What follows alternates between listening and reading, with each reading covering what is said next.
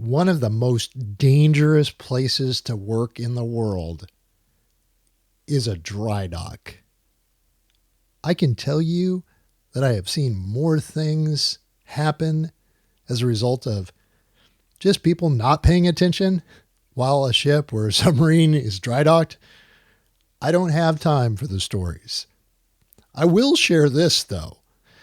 I have been dry docked several times with the USS Archerfish, two that I can recall, in addition to the Carnival Triumph and the Celebration.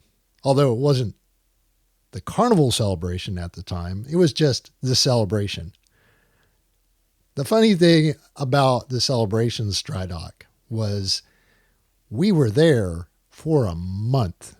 Now, if you've never heard of or talked to somebody who's been in a dry dock period, I'm going to pull back the curtain for you because it's not fun.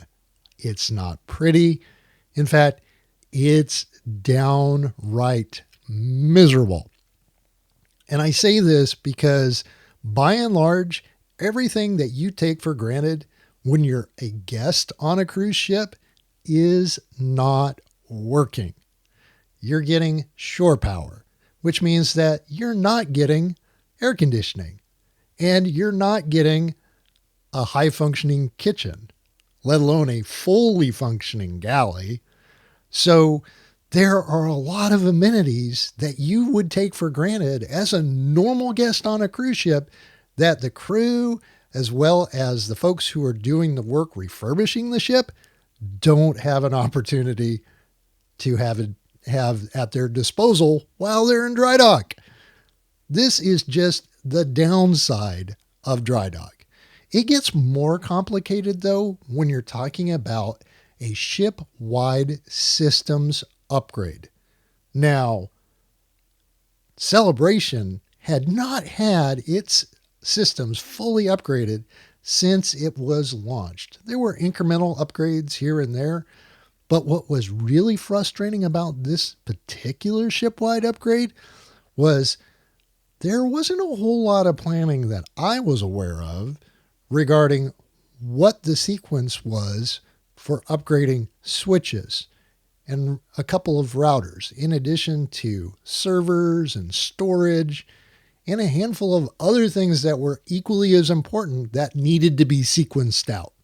So you could imagine my frustration when I knew I was going into dry dock, but I didn't know what the plan was for us to perform this upgrade while we were in dry dock. Which leads me to this point. I think it was General Dwight Eisenhower, who later became President Dwight Eisenhower here in the United States. He said something to the effect, and I'm roughly paraphrasing it, are not, but planning is essential. So as a leader, if you're not consistently planning and laying out where you want your team to be, let alone the organization, and I would dare say on a month by month, quarter by quarter, year by year basis, and consistently checking in on that planning, then you might be missing an opportunity to pivot when you have indications that the market has shifted. This is essential. Planning every single day. I wouldn't invest time in a long-term plan because the long-term plan, by and large, is going to be adjusted very rapidly, especially in times of huge technological change. So I would say do your daily planning for yourself. Certainly do weekly planning with your team, monthly, quarterly, and yearly. But notice I say planning. Make sure that you're planning on regular intervals that everybody knows about, that everyone is involved who has a stake in the success of the organization, and ultimately that once all the planning is done, it's broadly made transparent. And if it is not, What you need to do is make your implicit planning explicit for all the people around you who are responsible for successfully delivering on that plan.